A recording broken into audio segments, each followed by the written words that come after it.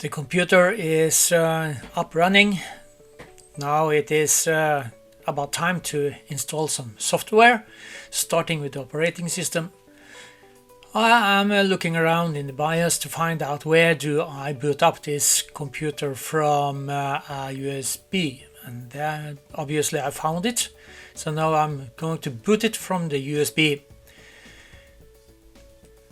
That USB has, of course, its Windows 10 operating system. And while we are installing that operating system, we're going to sit back and listen to our Attica Norway team.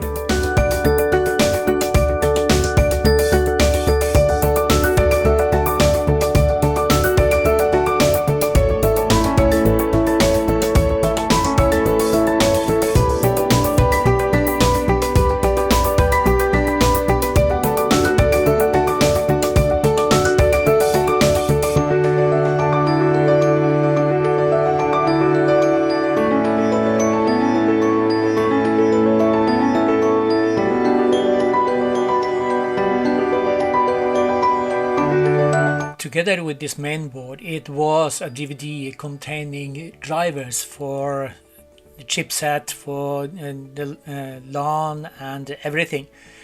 But that drivers was for a CPU generation 10, and I am using CPU generation 11, so none of those drivers fits at all.